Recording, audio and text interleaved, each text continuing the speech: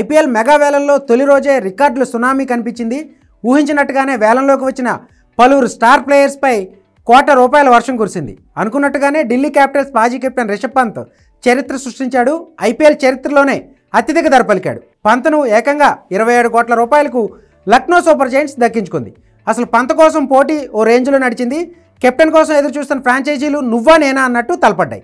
2 కోట్ల కనీస ధరతో వేలంలోకి వచ్చిన ఈ వికెట్ కీపర్ కోసం Lucknow super Giants, royal Challengers Bengaluru ఆదిలోనే పోటీకి దిగాయి. ఇరు ఫ్రాంచైజీలు పంత్ కోసం గట్టిగానే ప్రయత్నించడంతో కొద్ది సెకండ్లలోనే ధర 10 కోట్లు దాటిపోయింది. ఆ తర్వాత కూడా తగ్గేదేలే అన్నట్లు పంత్ ధరను పెంచుతూ పోగా చివరిలో సన్ రైజర్స్ హైదరాబాద్ రేసులోకి వచ్చింది. ఈ క్రమంలో ఆర్సీబీ తప్పుకోగా హైదరాబాద్, లక్నో నువ్వా నేనా అన్నట్టు దూకుడు పెంచాయి. 20 కోట్ల ధర పెరిగిన తర్వాత హైదరాబాద్ పోటీ నుంచి తప్పుకుంది.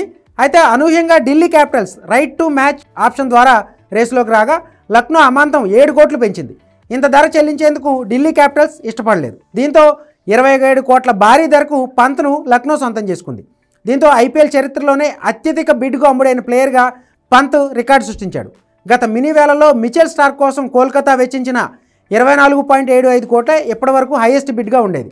ఇప్పుడు ఆ రికార్డును పంత్ బ్రేక్ చేశాడు. అలాగే ఒక భారత క్రికెటర్కు 20 కోట్ల పైన బిడ్ రావడం ఇదే తొలిసారి.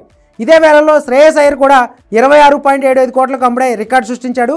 అయితే యాజమాన్యంతో విభేదాల కారణంగా ఢిల్లీ నుంచి బయటకు వచ్చిన పంత్ కోసం ఆ ఫ్రాంచైజీ ఆర్టీఎం ట్రై చేయడం ఆశ్చర్యపరిచింది.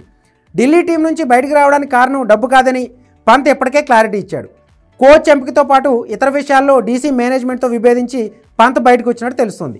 మొత్తం మీద అందరి అంచనాలు నిజం చేస్తూ పంత్ రికార్డు ధరకు అమ్ముడయ్యాడు.